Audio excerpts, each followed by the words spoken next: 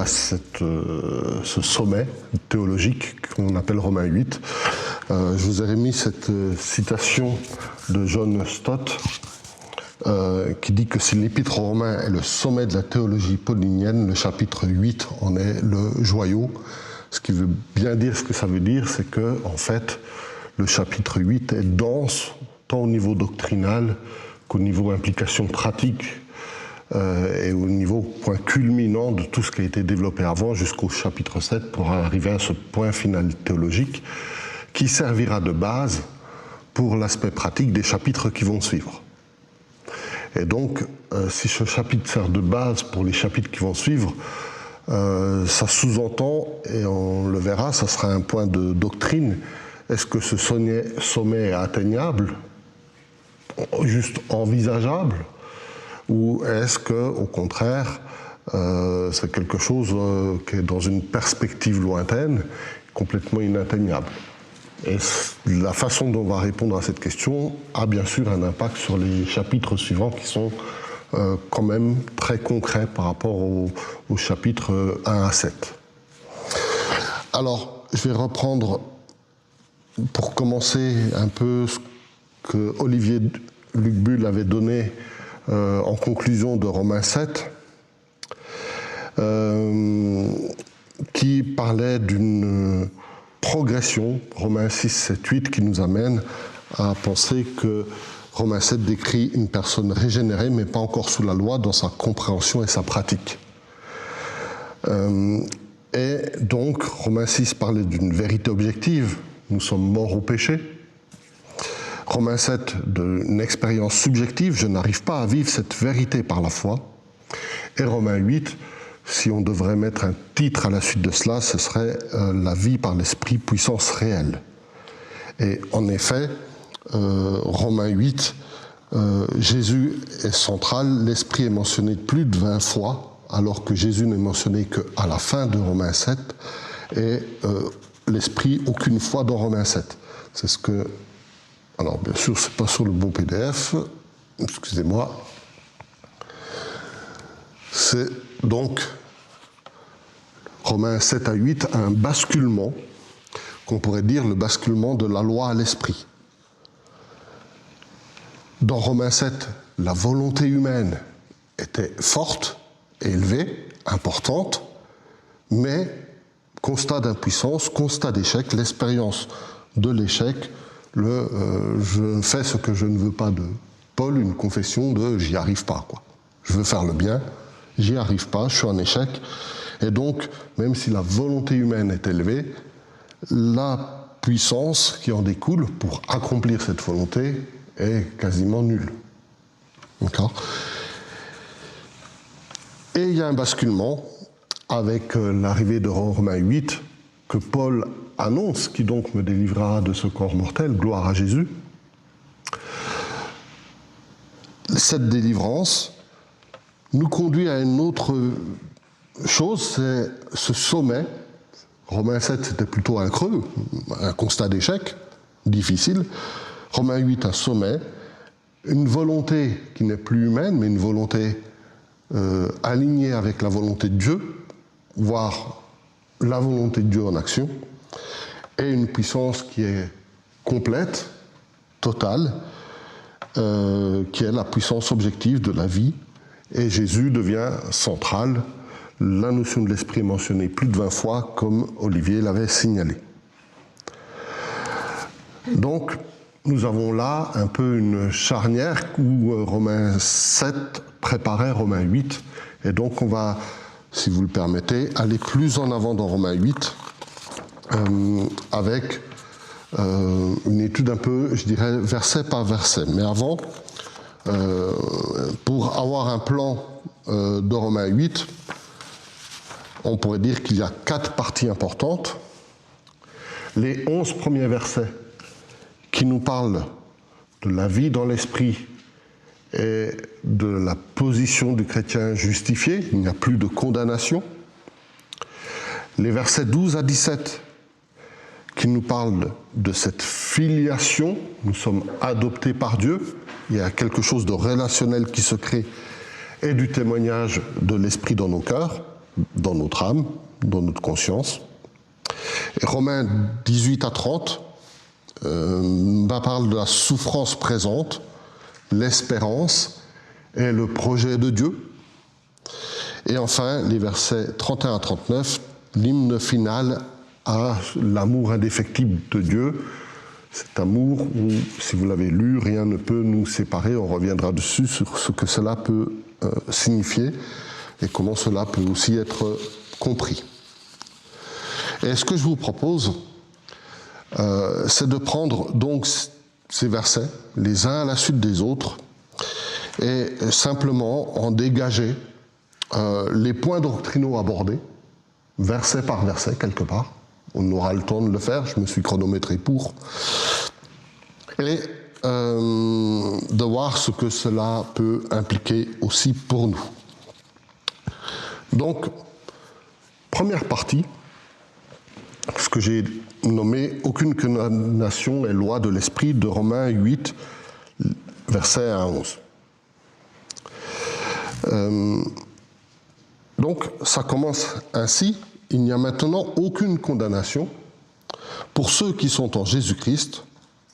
Et cela me parle de la position devant Dieu qui est changée par rapport à Romains 7 où Paul se condamnait lui-même par rapport à son échec. Et là, il affirme qu'il n'y a plus de condamnation en Jésus-Christ. Ma position devant Dieu a changé. Je suis uni au Christ ressuscité, et vous avez beaucoup de passages parallèles qui nous parlent de cela.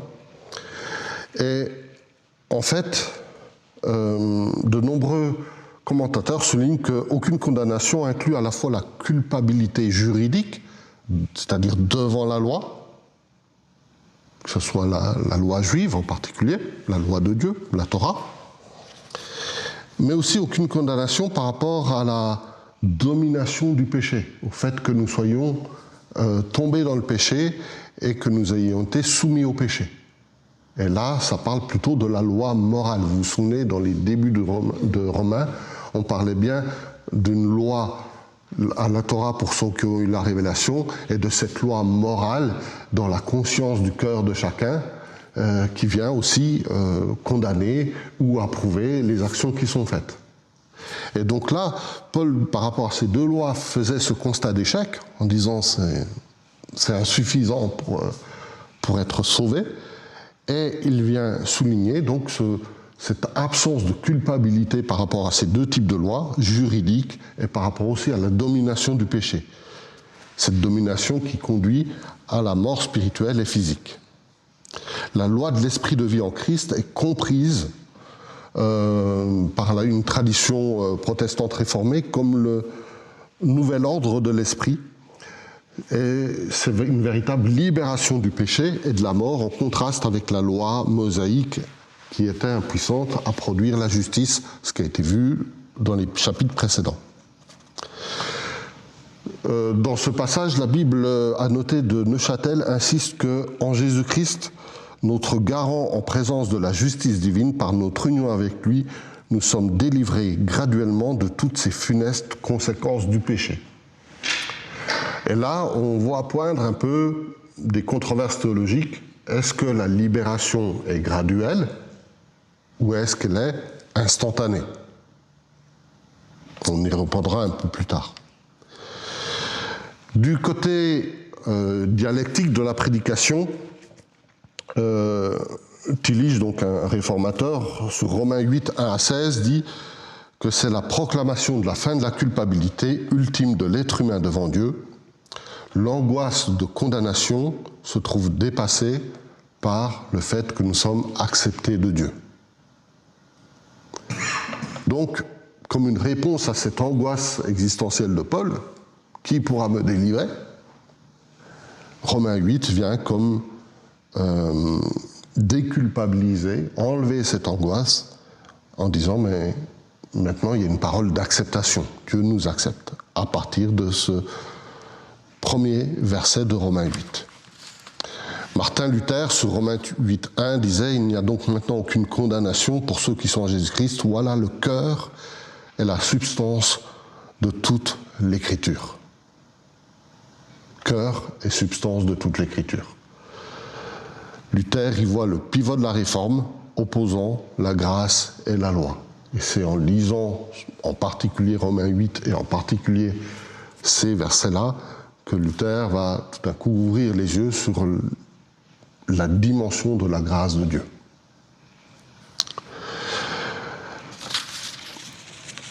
Romains 8.2 nous dit que la loi de l'esprit de vie en Christ libère de la loi du péché et de la mort.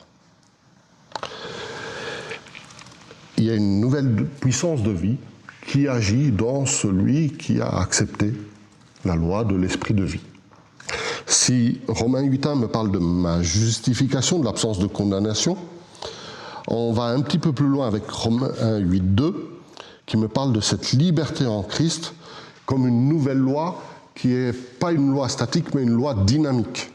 C'est-à-dire qui va pouvoir me mettre en mouvement et surtout qui m'apporte une victoire. Victoire sur le péché et sur la mort. Romains 8.2, Jean Calvin disait « La loi de l'esprit de vie en Jésus-Christ nous a affranchis de la loi du péché et de la mort. L'esprit est le principe vital qui nous délivre non seulement de la culpabilité, mais du règne du péché. » Comme on l'a vu, pour cette théologie-là, je ne suis pas seulement justifié vis-à-vis de la loi, mais je suis aussi justifié vis-à-vis du péché. Un pardon total. Et c'est ce que nous croyons aussi. Jésus est mort sur la croix pour nous apporter cette liberté-là. Le terme loi n'est pas à prendre comme on le prendrait aujourd'hui, comme une loi scientifique, même si c'est très tentant, et je l'ai fait, de penser que la loi du péché et de la mort, c'est comme la loi de la pesanteur, ça tire vers le bas. Et la loi de l'esprit de vie, c'est une loi qui nous tire vers le haut, vers la résurrection. Et nous échappons à la pesanteur du péché. Ça, c'est une interprétation très moderne, je dirais, de cette compréhension-là. Il faut savoir que le mot loi n'avait pas pour Paul cette connotation scientifique qu'on veut lui donner. Ce n'est pas une loi scientifique comme la première loi de la thermodynamique, par exemple. C'est plutôt la notion de cause-conséquence, de principe naturel. Naturellement, le péché nous conduit à la mort. Naturellement, l'esprit de vie nous conduit à la résurrection. Et les deux sont en opposition l'un à l'autre. Et quelque part, il sera intéressant au niveau des controverses de s'intéresser sur quelle est la position du chrétien par rapport à ces deux lois. Est-ce que les deux peuvent coexister ? Est-ce que je suis complètement sanctifié à cause de la loi de l'esprit et plus jamais soumis à la loi du péché et de la mort ? Ou est-ce que les deux lois sont agissantes ? Ou est-ce que l'une agit dans un certain domaine et l'autre dans un autre ? Enfin, il y a plein de questions derrière tout ça. En tout cas, il y a une notion de cause-conséquence typique à Paul. Le péché conduit à la mort, la vie par l'esprit conduit à la vie éternelle. C'est la notion de grâce. Donc, nous arrivons en fait à deux mentalités.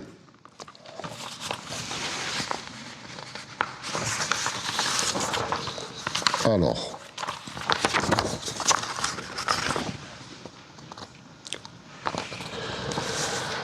la première, c'est que il y a donc maintenant. C'est bizarre de commencer un chapitre par donc. Ça veut dire qu'il y a une conséquence qui est faite, qui est réelle.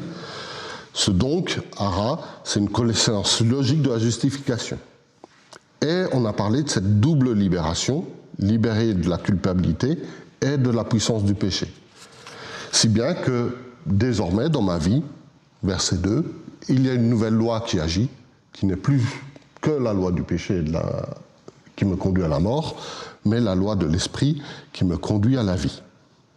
Et cela conduit à deux mentalités.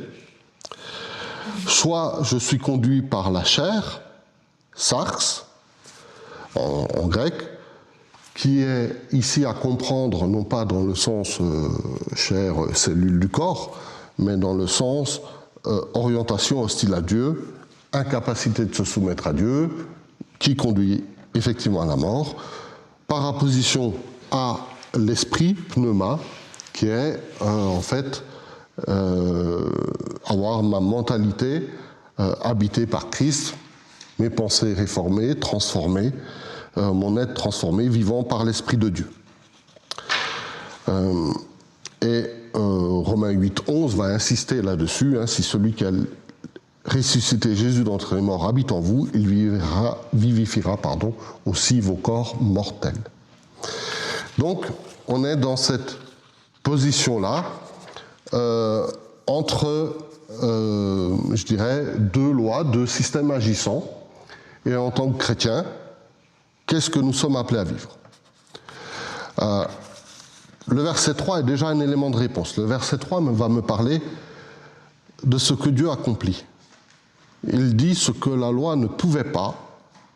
Mais pour cela, Dieu a envoyé son Fils en ressemblance de chair et de péché comme sacrifice, condamnant le péché dans la chair. Paul là donne tout le sens de l'œuvre de la croix du sacrifice de Jésus. Dieu envoie son Fils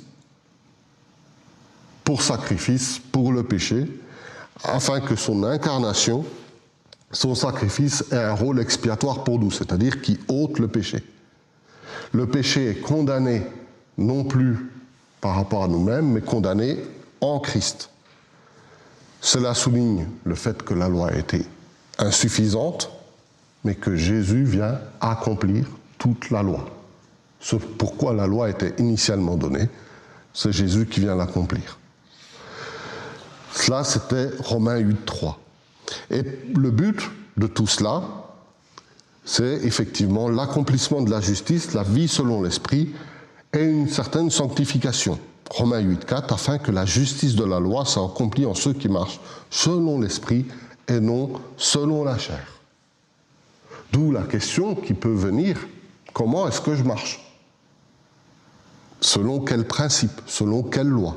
Est-ce que je marche selon la chair ou est-ce que je marche selon l'esprit ? Mais répondre à ça, il y a un piège. C'est de retomber dans Romains 7. Vouloir marcher selon l'esprit par nos propres forces. Et là, on s'aperçoit qu'on peut très vite retomber sur le système de la justification par nous-mêmes, tout en prétendant essayer de marcher selon l'esprit. Vous voyez le piège ? Et donc, si on en reste là, c'est un peu compliqué. Heureusement, Paul continue son argument. Verset 5, parlant de cette dualité esprit-chair, il va parler de l'orientation de l'esprit humain. Il va clarifier un peu les choses. Ceux selon la chair pensent aux choses de la chair, ceux selon l'esprit aux choses de l'esprit. Donc, avant d'être un choix, qu'est-ce qui est dans ton cœur, en fait ? Quelle est l'orientation de ton cœur ? Est-ce que c'est un cœur qui s'affectionne aux choses de la chair ? Ou est-ce que c'est un cœur qui s'affectionne aux choses de l'esprit ? Et avant de dire, c'est avant tout une marche, Paul dit, sondez votre cœur, voyez ce qu'il y a dedans, quoi. Et plus exactement, il ne dit pas, vous avez la responsabilité de, qu'est-ce qui a changé dans votre cœur au moment où vous êtes tourné vers Jésus ? Est-ce que cela enlève le fait que mon cœur soit uniquement orienté selon l'affection de l'esprit ? Est-ce qu'il peut rester des affections selon la chair ? Oui. D'accord ? Il peut y avoir les deux. Ce qui fait penser à certains théologiens de cette sanctification progressive. Je ne vous cache pas qu'il y a un mouvement qui a parlé de sanctification totale à partir de là. On le verra. Il y a des choses intéressantes, mais là, manifestement, Paul fait deux catégories, mais ces deux catégories, ça se trouve, peuvent coexister dans une même personne. Et il continue, cette dualité a des conséquences éternelles. La pensée selon la chair conduit à la mort, la pensée de l'esprit, c'est la vie et la paix. Mais comme ça a été souligné dans Romains 7, la pensée selon la chair, c'est une pensée par nous-mêmes, égoïste et égocentrée, alors que la pensée de l'esprit, c'est la pensée non plus de nous-mêmes, c'est la pensée de Dieu. Soit nous laissons, alors ça ne veut pas dire que Paul est contre la pensée, cela, mais qui est l'auteur de nos pensées? Soit c'est nous-mêmes, ou soit nous nous alignons avec la pensée de Dieu, et on voit là se glisser la notion d'obéissance dans la notion de foi et de grâce. Parce que si tout est grâce, à quoi ça sert d'obéir? Et on se retrouverait dans le même dilemme de Romains chapitre 2. Quel avantage y a-t-il à être chrétien? Quand Paul posait la question, quel avantage y a-t-il à être juif? Et on peut conclure que nos efforts humains ne sont pas utiles, mais à travers ce verset-là, Paul ouvre déjà la notion d'obéissance en s'alignant à la pensée de Dieu plutôt qu'à notre propre pensée. Et la pensée de Dieu peut parfois nous bouleverser, nous aller à contresens de nos propres pensées. C'est même sain quand c'est comme ça. Donc, Romains 8,7, la chair est inimitié contre Dieu, elle ne se soumet pas à sa loi. C'est l'inimité de la nature déchue contre Dieu. Elle est impossible à se soumettre à Dieu, impossible d'être régénéré. Et ça, c'est rassurant, parce que Dieu ne cherche pas un être humain amélioré. Vous voyez, parfois on croit que la sanctification, c'est améliorer son caractère, améliorer en faisant moins de péchés, etc. Dieu ne veut pas produire juste un être humain charnel amélioré. Vous voyez ce que je veux dire? Et ce verset-là implique, et c'est encore plus fort dans le texte grec, la chair est complètement opposée, inimitié à Dieu, il y a une incompatibilité, et le but, c'est pas d'améliorer ce qui est charnel en nous. Ce qui est charnel doit mourir, est appelé à mourir, plus exactement, pour laisser place pleinement à l'Esprit de Dieu qui est vie.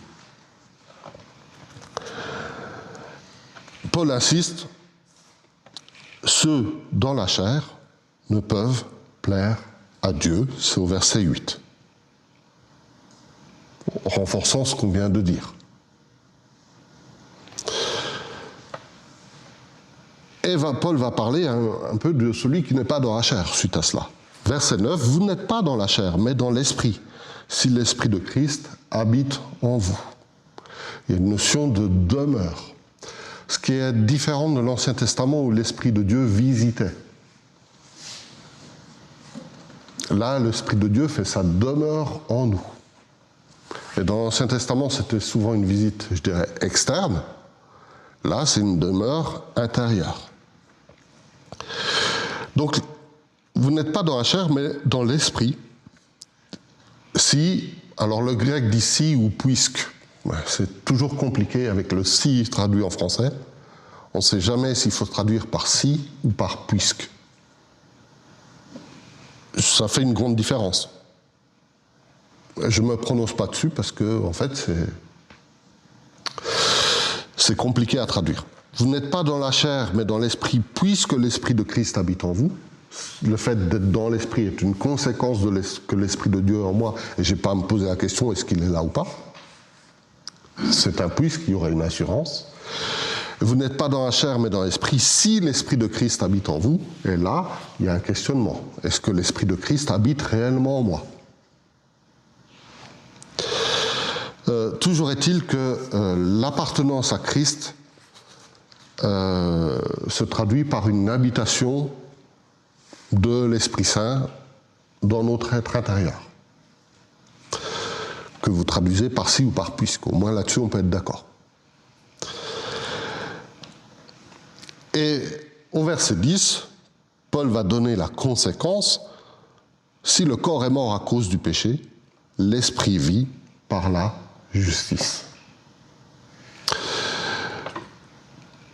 Il y a une mort physique contre une vie spirituelle Et là, on parle d'une justice vivifiante.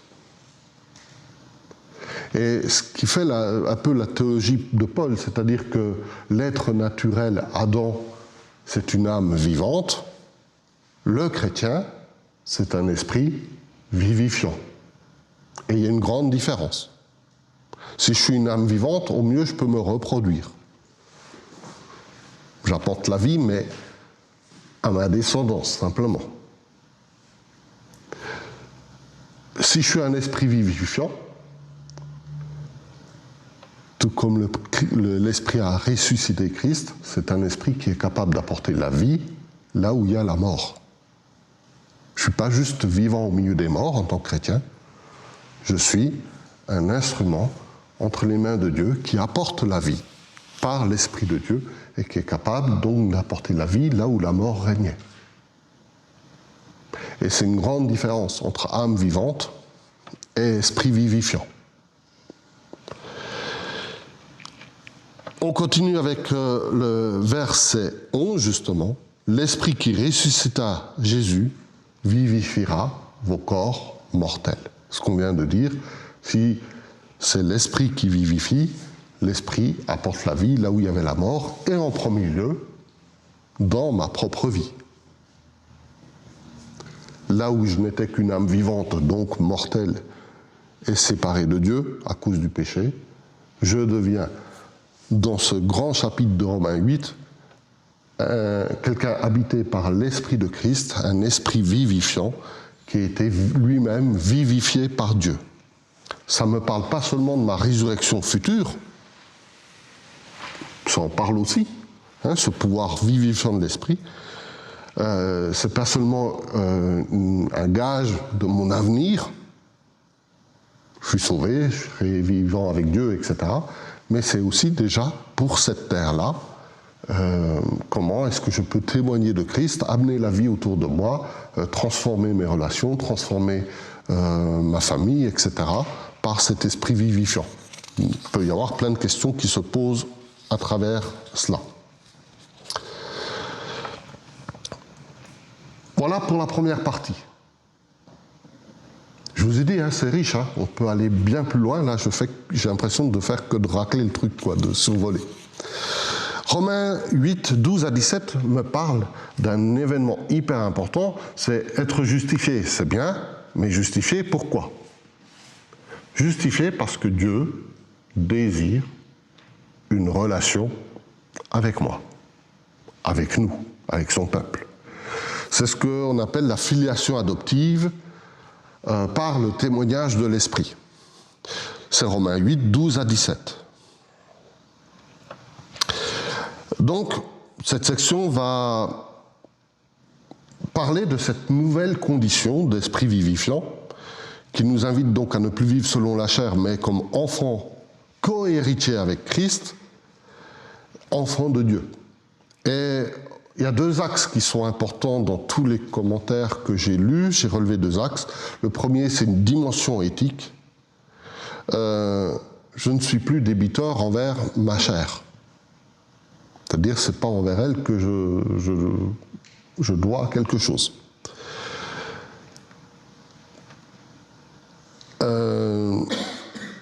Ça signifie que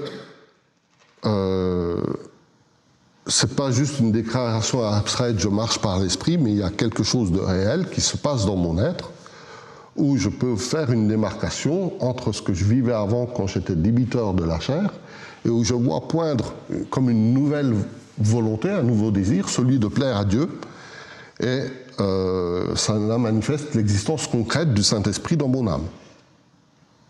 Celui qui s'affectionne aux choses de l'esprit a les pensées de l'esprit. Et puis une dimension relationnelle.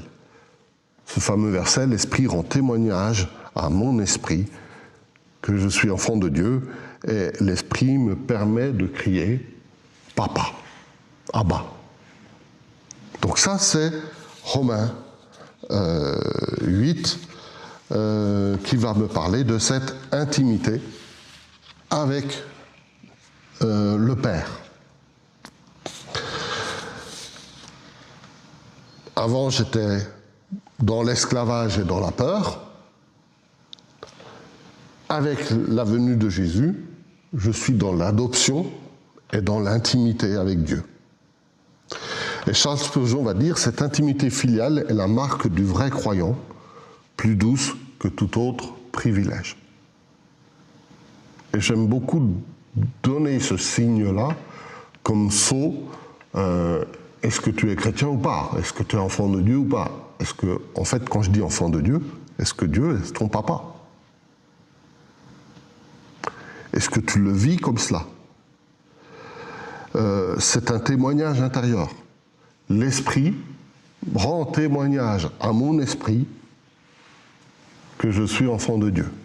Il rend témoignage à notre esprit, et j'aime bien le collectif aussi, que nous sommes enfants de Dieu.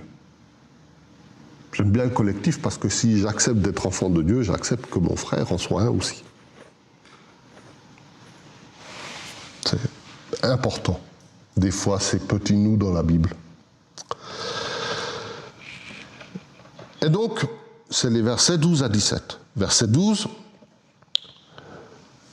nous ne sommes plus débiteurs envers la chair. Ma dette envers le péché a été payée. J'ai une responsabilité nouvelle. Et cette responsabilité, c'est le verset 13, mortifier les faits du corps par l'esprit pour vivre. J'ai désormais une force, là où Paul n'en avait pas dans Romains 7, qui me permet de contredire cette loi de l'esprit et de la mort qui faisait que je faisais ce que je ne voulais pas et que je ne faisais pas ce que je voulais. Désormais, par l'Esprit de Dieu, je peux considérer que cette loi du péché, de la vie et de la mort, j'ai trouvé une loi qui vient la contredire et je peux m'y opposer. Et cette loi est plus forte, la loi de l'Esprit, de la vie et de la résurrection. Donc j'ai une capacité à appliquer une certaine sanctification dans ma vie. Sanctification donnée par Dieu, par la loi de l'Esprit. Et donc, quelque part, la sanctification n'est plus un effort sur moi-même pour essayer de ne pas trop pécher et d'être saint. Dit comme ça fait bizarre, mais c'est souvent comme ça que c'est vécu. Mais une acceptation de la nouvelle loi de Dieu, de la loi de l'Esprit, et de se soumettre, de s'aligner à cette loi-là pour être comme emporté par elle. C'est comme s'il y avait deux courants. Un courant qui m'emporte vers la mort, un courant qui me tire vers la vie. Et l'un est plus fort que l'autre.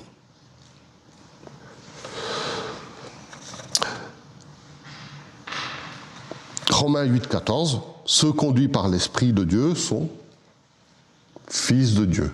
Et là, Paul commence à amorcer, à faire cette transition entre conduit par l'Esprit de Dieu à quelque chose qui est pour lui beaucoup plus fondamental, cette notion de statut filial. Dieu m'a adopté. Dieu me considère comme son fils. Au même niveau, et ça c'est scandaleux, au même niveau que Jésus. Lui qui n'a jamais péché. Lui qui est Dieu de toute éternité.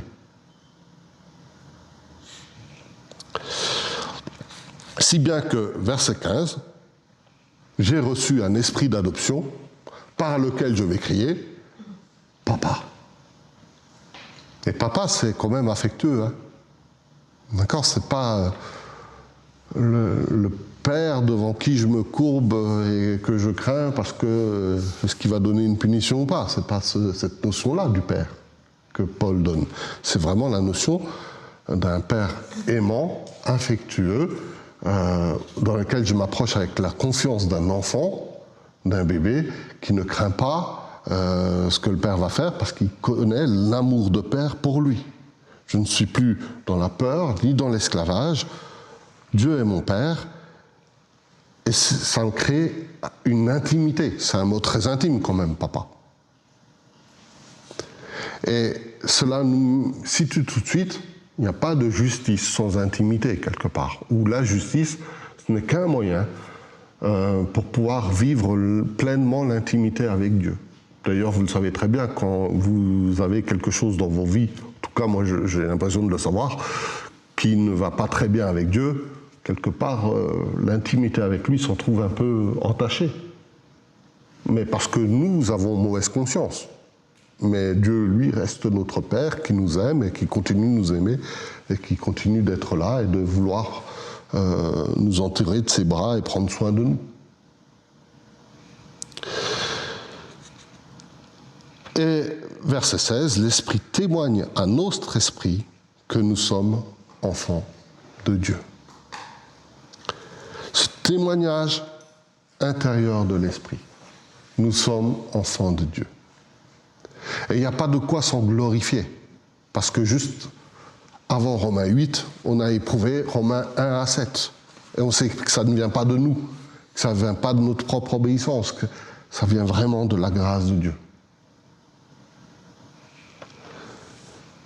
Et Paul va plus loin.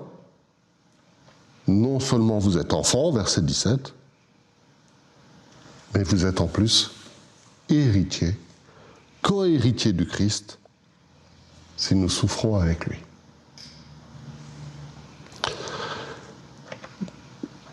Alors ça parle de l'héritage céleste, ça parle de notre position devant Dieu, ça parle aussi de souffrance avec lui. Je me permets de laisser un petit peu en suspens cette notion-là. On y reviendra. Mais oui, suivre Christ, comme on l'a entendu dimanche, c'est pas forcément tout simple. Et on y revient justement dans les versets 18 à 30. Versets 18 à 30 nous parlent de quelque chose d'assez intéressant. Il nous parle des souffrances du temps présent par rapport à la gloire à venir. Verset 18, j'estime qu'il n'y a pas de commune mesure entre les souffrances du temps présent et la gloire à venir. Et c'est central pour la théologie chrétienne qui traite du sujet de la souffrance. C'est pas parce que j'ai une position en Christ, que je suis conduit par l'Esprit de Dieu, que j'ai cette position où il n'y a plus de condamnation, qu'il n'y a plus de souffrance. Mais ce sont des souffrances du temps présent. Ce sont les souffrances d'aujourd'hui, de ce monde ici-bas. Et Paul met en parallèle la gloire à venir. Et de nombreux commentaires, alors là c'est plutôt des commentaires pastoraux que j'ai lus sur ce verset-là, qui traitent de la souffrance, insistent sur le contraste qualitatif, donc en qualité. D'accord ? Les souffrances, aussi fortes, réelles, douloureuses qu'elles puissent être, ne sont pas comparables, c'est Paul qui l'affirme, à la gloire future révélée aux croyants.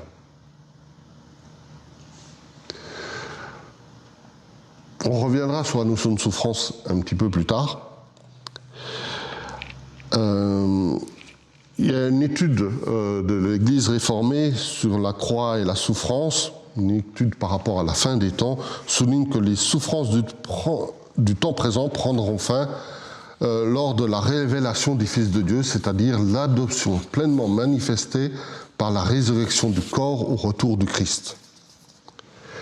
Et la création, actuellement asservie à la vanité du péché et de ce monde, gémit dans l'attente de cette libération, et le croyant participe à ces gémissements en union avec les souffrances du Christ. Donc John Piper disait, par rapport à ces souffrances du temps présent, que c'est comme un poids-plume comparé à la montagne de gloire éternelle. Et la création soupire, elle aussi, après cette révélation des enfants de Dieu.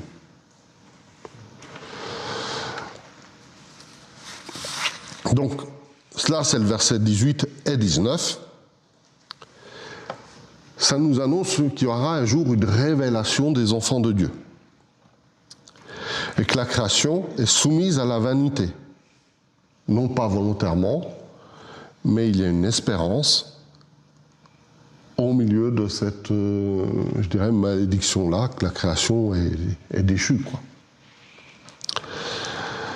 Cette espérance, c'est le verset 21, elle sera libérée pour la liberté glorieuse des enfants de Dieu. Libération de la création, je ne vais pas m'étendre dessus, il y a plusieurs interprétations possibles, mais je dirais par rapport aux propos tellement forts de Romains 8, c'est un peu accessoire. Et j'aime bien le verset 22. La création gémit en douleur d'enfantement. Et sur cette vérité-là,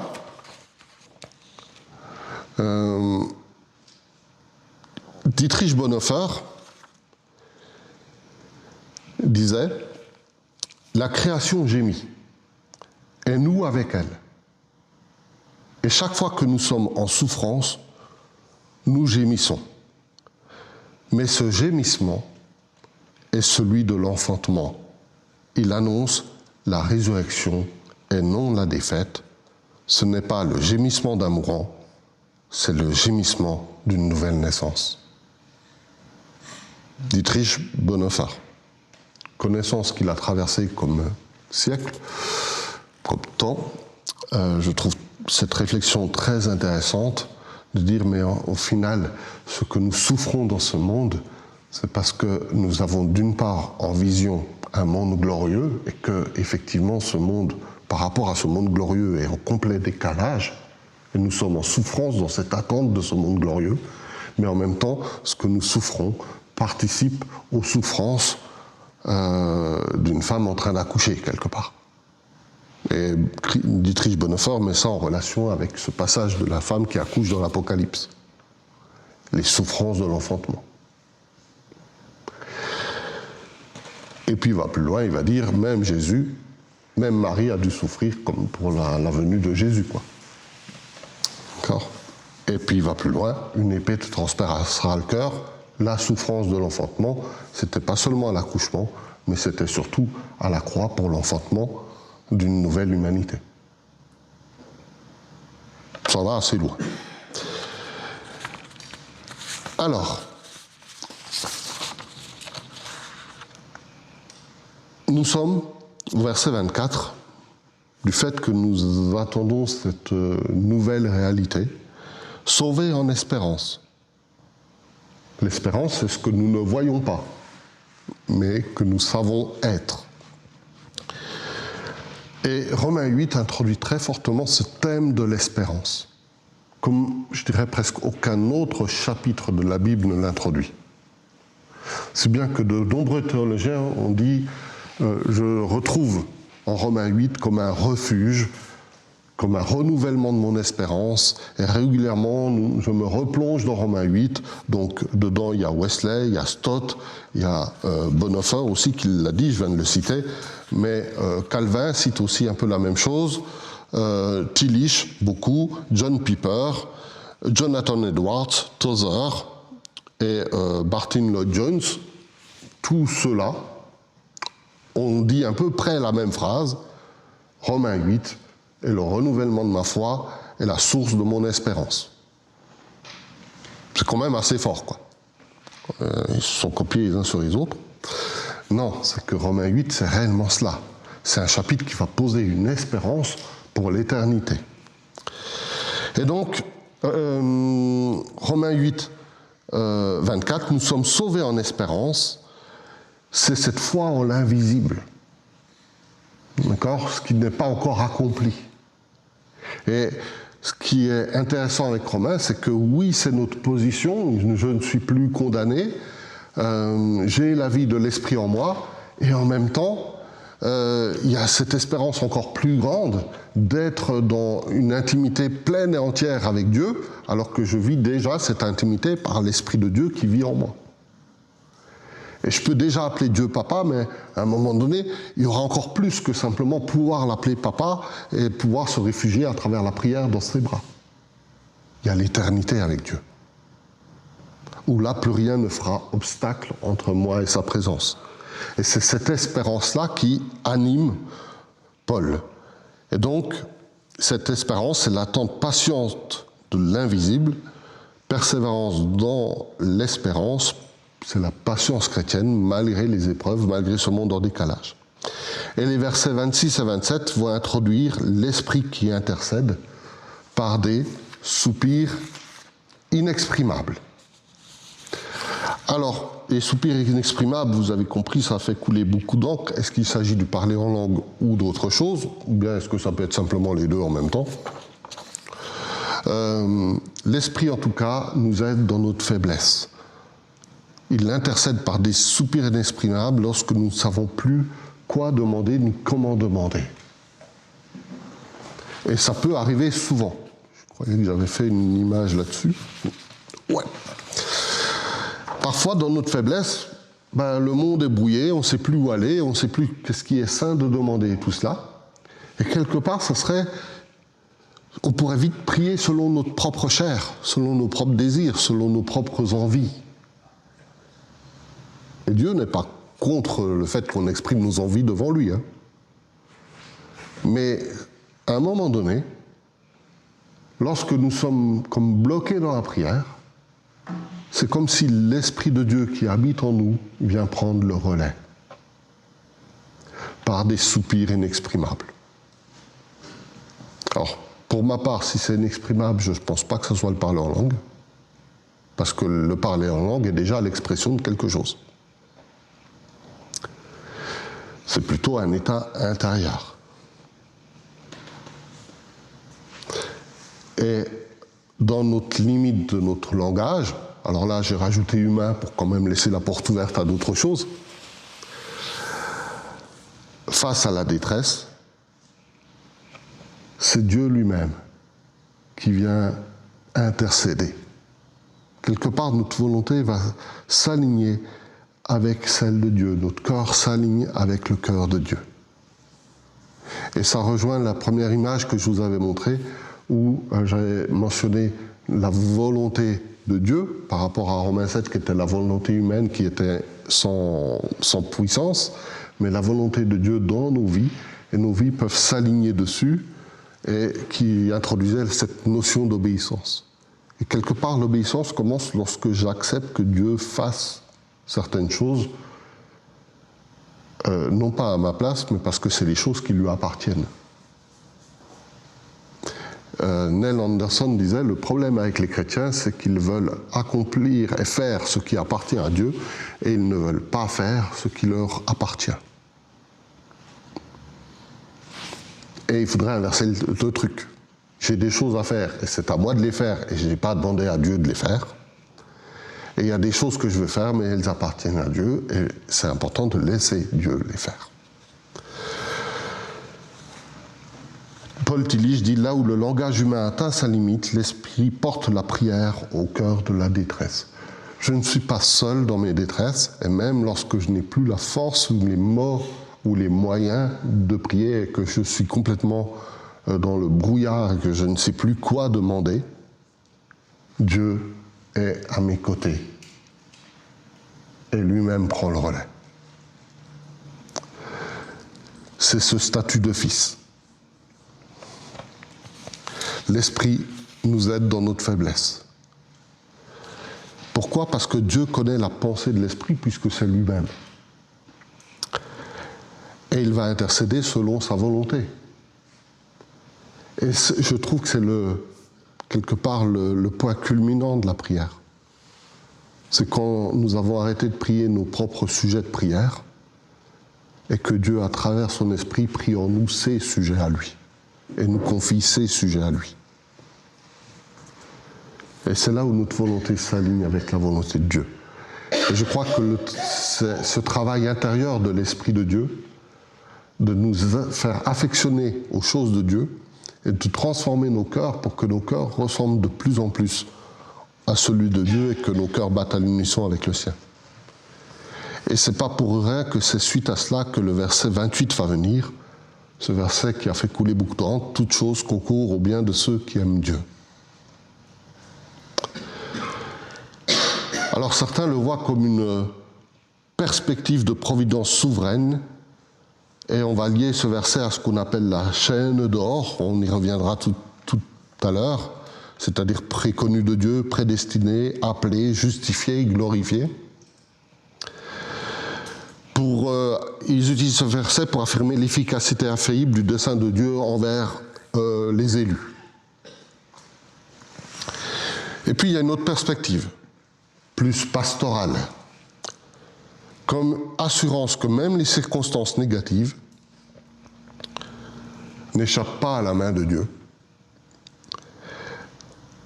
et quelque part Dieu est capable d'en faire quelque chose, de transformer le mal en bien et d'en tirer quelque chose qui nous transforme. Alors Dieu n'a pas besoin du mal pour nous transformer,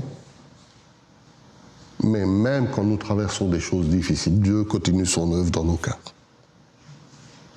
Et les choses difficiles n'empêchent pas l'action de Dieu de se poursuivre. Et la question c'est, qu'est-ce que le bien de ceux qui aiment Dieu? Qu'est-ce que j'entends par le bien de ceux qui aiment Dieu? Et la Bible va y répondre. La Bible va me répondre en fait que le bien de ceux qui aiment Dieu, c'est de ressembler à Jésus. Ce n'est pas la réponse qu'on aurait peut-être aimée. D'accord? Ce n'est pas un bien financier, ce n'est pas un bien physique, ce n'est pas un bien moral, c'est un bien par rapport à l'éternité. Un bien qui est glorieux. Vous vous souvenez des souffrances du temps présent par rapport à la gloire dans l'éternité? Mais c'est ce bien-là, cette gloire dans l'éternité. Et Paul pose cela de façon très claire. Et c'est ce qu'on va appeler la chaîne de la providence, que certains ont interprété de certaines façons. Alors, j'ai mis les termes en anglais dessous parce que cette image n'est pas de moi, celle-là. Je vous le dis, cette image, je l'ai reprise telle qu'elle sur Internet. Les autres étaient de moi, mais pas celle-là. Donc, j'ai laissé, je ne me suis pas amusé à effacer les termes anglais. Toute chose concourt au bien de ceux qui aiment Dieu. Et ensuite, on a ces versets. Ceux qui sont appelés sont des saints, verset 28, verset 29, préconnus, prédestinés à être conformes à l'image du Fils. Et verset 30, prédestinés, appelés, justifiés, jusqu'à être glorifiés. Et c'est ce qu'on appelle la chaîne dorée de la grâce. Et là, il y a deux optiques. Soit cette chaîne indique que nous sommes prédestinés à tout cela.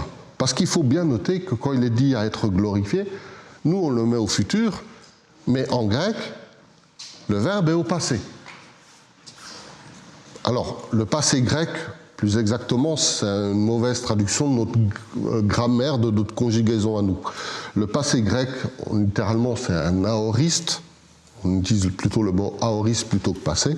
Ça veut dire que c'est quelque chose d'absolu, de certain, d'accompli. Ce n'est pas en cours d'accomplissement, ce n'est pas dans un accomplissement futur, c'est déjà accompli, c'est déjà fait, c'est déjà là. Et donc nous en français on dit passé, mais en grec ça veut dire que c'est en fait une certitude. Je serai glorifié avec Christ, je suis glorifié avec Christ, j'ai été glorifié avec Christ. Et donc tout ce qui est avant aussi, Dieu m'a préconnu. Ça veut dire qu'il me connaissait avant ma naissance. Dieu m'a prédestiné. Mais nous sommes tous prédestinés, même celui qui n'a pas accepté sa prédestination à être à Christ. Et c'est important de le signaler là. Enfin, je trouve. Dieu nous a appelés, mais Dieu nous a tous appelés. Et certains sont entrés dans leur appel et d'autres pas. Je dirais même plus, Dieu nous a tous donné à chacun les moyens d'entrer dans son appel. Dieu nous a justifiés. Jésus est mort sur la croix pour tout être humain, pas seulement pour les élus, soi-disant, pour tous, même pour ceux qui refusent la croix. Et Dieu nous a glorifiés. Et donc, cette chaîne, c'est toute chose concourt au bien de ceux qui aiment Dieu, c'est-à-dire à la glorification, c'est-à-dire être dans l'éternité avec lui, révélé comme étant en Christ, sauvé, gracié, purifié.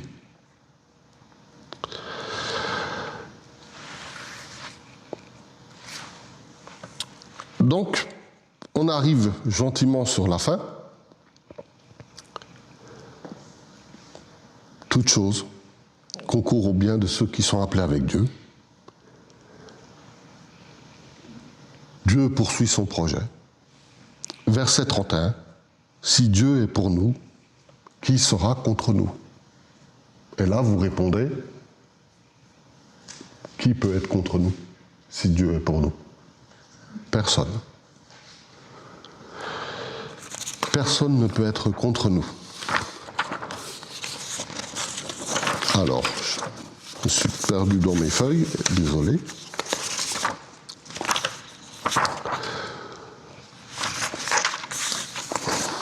Il m'en manque une.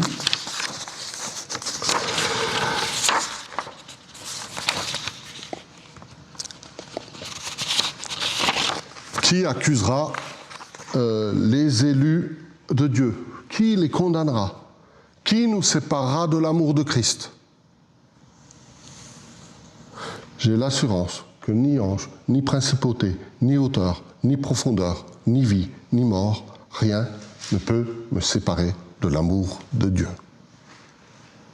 Rien ne peut rompre ce lien filial que Dieu a créé avec moi. Et c'est ce que Paul affirme, nous sommes plus que vainqueurs.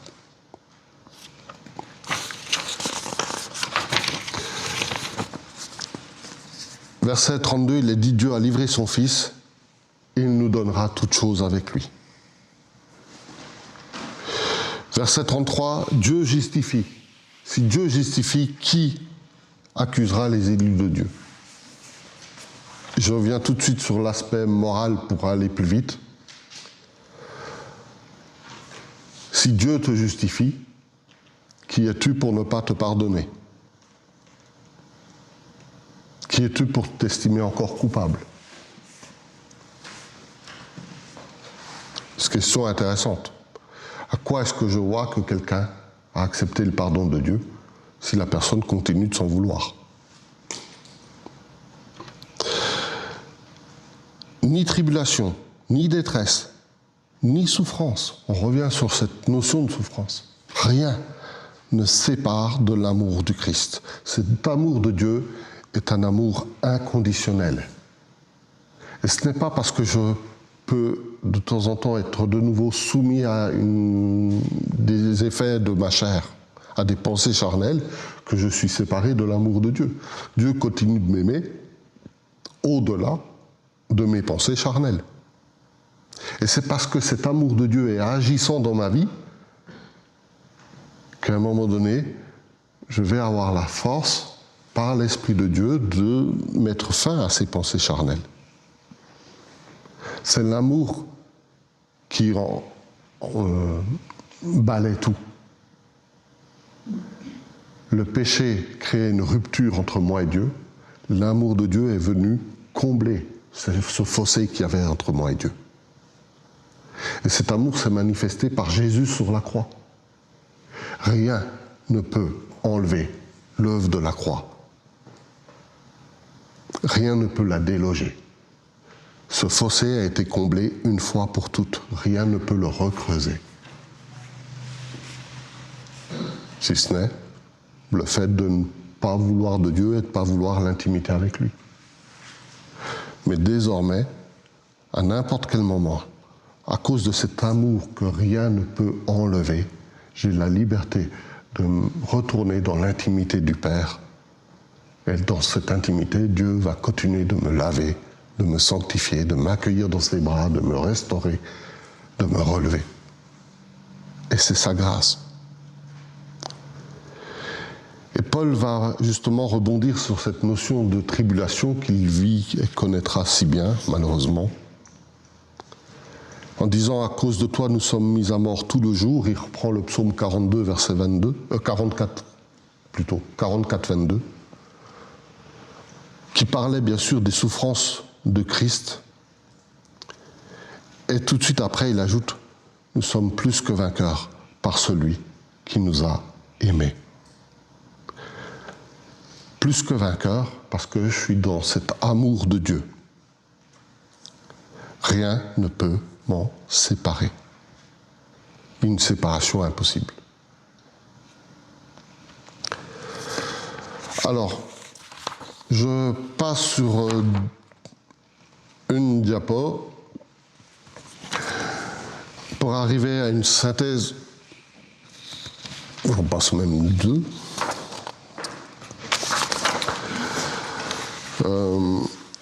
Une première synthèse qui est certaines figures historiques de ce qu'ils ont dit de Romains 8. Je n'ai pas donné toutes les citations là pour aller à peine plus vite. Romains 8 a été fondamental pour Luther, on en a parlé, qui va découvrir dans Romains 8.1 la justification par la foi comme étant le cœur de l'Écriture. Calvin, lui, va plutôt insister sur Romains 8.2 en disant « l'esprit est un principe vital pour vivre ma vie chrétienne ». Tillich, lui, va être plutôt sur Romains 8.15 qui parle de l'acceptation, malgré le fait de l'inacceptabilité. Je vais oser mettre ce mot-là. John Piper, lui, va parler de cette joie en espérance de l'éternité, de cette gloire de l'éternité, par rapport à la souffrance présente. Et Lloyd Jones, lui, va parler d'être vainqueur au travers des circonstances et de tout cela, et non pas en dehors. Je suis vainqueur au sein de ce monde. Je ne serai pas que vainqueur quand je serai enlevé dans le royaume de Dieu. Je peux déjà avoir une position de victoire actuelle. Et donc, si je devrais retenir 6 principes de Romains 8, parmi tous ceux qu'on a vus, j'ai retenu ceci. Romains 8.1, aucune condamnation. Romains 8.11, Dieu va vivifier mon corps. Romains 8.15, je reçois un esprit d'adoption. Romains 8.26, l'esprit ne m'abandonne pas et dans mon faiblesse, il y a cette notion qu'il prie pour moi, intercède pour moi par des soupirs inexprimables. Romains 8.28, toute chose concourt à ma ressemblance à Christ, au bien de ceux qui aiment Dieu. Et enfin, Romains 8.34, Christ lui-même intercède. Et puis, chose ultime, par-dessus tout cela, rien ne peut me séparer de l'amour de Dieu. Et mon animation qui venait recouvrir tout ça avec ce verset-là ne fonctionne pas. Mais donc là, vous voyez très bien ce verset-là dans vos têtes qui vient recouvrir tout ce tableau avec « rien ne peut me séparer de l'amour de Dieu ». Et donc, ça participe à un équilibre de ma foi. Dans Romains 8, il y a des choses qui parlent qui me donnent ma position. Ce que je suis, c'est de l'indicatif, c'est comme ça, je suis enfant de Dieu. C'est pas moi qui l'ai décrété, heureusement, c'est Dieu lui-même qui le dit et qui rend témoignage à mon esprit que je le suis. J'ai une nouvelle loi en moi que je peux utiliser, comme un nouvel outil, comme une nouvelle puissance, comme une nouvelle force, qui est la loi de l'esprit et de vie. Je suis une habitation de l'esprit. Tout ça, c'est des verbes à l'indicatif. Et puis, il y a une espérance. Ce que nous attendons, la gloire. Et cette espérance, je rappelle en grec, c'est un terme aoriste, elle est comme déjà exprimée au passé, comme déjà acquise, pour que nous en ayons une certitude. Et puis, il y a un impératif. Ce qui est de ma responsabilité, qu'est-ce que je vais faire? Faites mourir les actions du corps. Vivez par l'esprit. Et si bien que Karl Barth disait, ce chapitre, il parle vraiment de Romains 8, ne change pas seulement notre manière de penser, il change notre manière de vivre devant Dieu. Et tout cela